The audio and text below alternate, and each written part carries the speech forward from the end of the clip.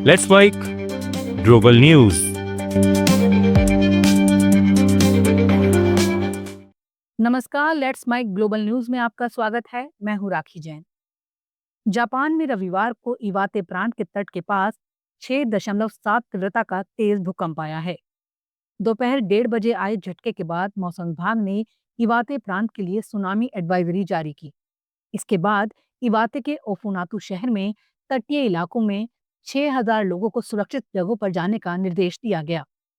मौसम एजेंसी के मुताबिक ओफुनातु पोर्ट में 10 सेंटीमीटर ऊंची सुनामी की लहर दर्ज की गई।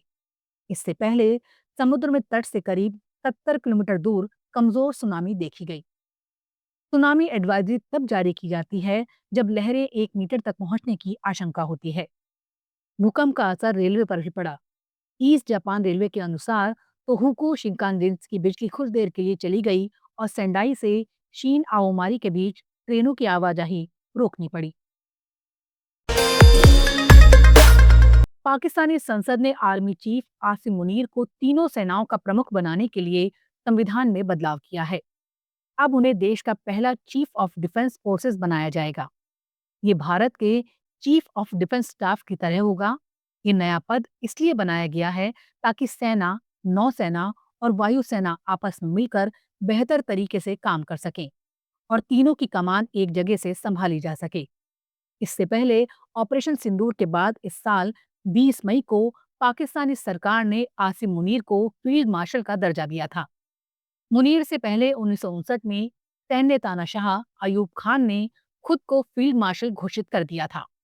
फील्ड मार्शल पाकिस्तान सेना में सर्वोच्च सैन्य रैंक है, जो एक 5 स्टार रैंक मानी जाती है।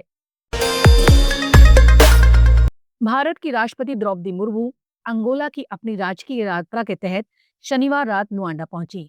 ये किसी भारतीय राष्ट्राध्यक्ष की इस अफ्रीकी देश की पहली राजकीय यात्रा है। राष्ट्रपति भवन के अनुसार ये ऐतिहासिक यात्रा अफ्रीका और वैश्विक दक्षिण के साथ संबंधों को मजबूत करने की भारत की प्रतिबद्धता को दर्शाती है। राष्ट्रपति मुर्मू अपने अंगोलाई समकक्ष जुआओ लोरेंको के निमंत्रण पर 8 से 11 नवंबर तक दौरे के पहले चरण के तहत अंगोला में रहेंगी। इससे पहले गुरुवार को राष्ट्रपति की यात्रा पर एक विशेष प्रेस वार्ता को संबोधित करते हुए विदेश मंत्रालय के आर्थिक संबंध सचिव सुधाकर दलेला ने कहा, ये यात्रा वैश्विक दक्षिण के देशों, विशेष रूप से अफ्रीका के साथ राजनीतिक, आर्थिक, विकासात्मक और सांस्कृतिक आयामों में साझेदारी को मजबूत करने पर भारत के बढ़ते फोकस को दर्शाती है। रूस के दागिस्तान राज्य में 7 नवंबर को एक रूसी KA-226 हेलीकॉप्टर क्रैश हो गया। इस हादसे में 5 लोगों की मौत हो गई।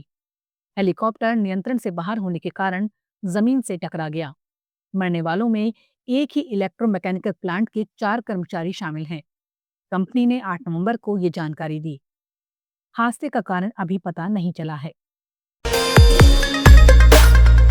सीरिया के राष्ट्रपति अहमद अल शरा अमेरिका की ऐतिहासिक यात्रा पर पहुंचे। ये 1946 में सीरिया की आजादी के बाद किसी सीरियाई राष्ट्रपति की पहली अमेरिकी यात्रा है। एक दिन पहले ही अमेरिका ने उन्हें आतंकवादी सूची से हटाया था। शरा ने पिछले साल बशर अल असद की सरकार गिराकर सत्ता हासिल की थी। सोमवार को वो व्हाइट हाउस में अमेरिकी राष्ट्रपति डोनाल्ड ट्रंप से मिलेंगे। दोनों पहले मई में रियाद में मिल चुके हैं। शरा इस्लामिक स्टेट के खिलाफ अमेरिकी गठबंधन में शामिल होने का समझौता कर सकते हैं। मुलाकात में वो 13 साल के गृह युद्ध के बाद सीरिया की पुनर्निर्माण के लिए 216 अरब डॉलर की मदद मांग सकते हैं। मीडिया रिपोर्ट के मुताबिक अमेरिकी दशमिक के पास सैन्य अड्डा बनाएगा, जहां मानवीय सहायता और सीरिया इजराइल स्थिति पर नजर रखी जा सके। ब्राजील के दक्षिण राज्य पराना में देर रात तेज हवाओं और भारी बारिश के साथ आए तूफान ने भारी तबाही मचाई। राज्य सरकार के अनुसार इस हादसे में 6 लोगों की मौत हो गई है। सबसे ज्यादा नुकसान रियो बनीटो दो इगुआक शहर में हुआ। यहाँ आधे से अधिक घरों की छतें उड़ गईं, कई इमारतें ढह गईं, सड़कें बंद हो गईं और बिजली की लाइनें टूट गईं। इस हादसे में अब तक 437 लोग घायल हुए हैं। वहीं लगभग 1,000 लोग बेघर हो गए। मौसम विभाग के अनुसार हवा की गति 180 से 250 किलोमीटर प्रति घंटा की थी। लेट्स माइक ग्लोबल न्यूज में फिलहाल इतना ही। देखते रहिए, सुनते रहिए लेट्स माइक।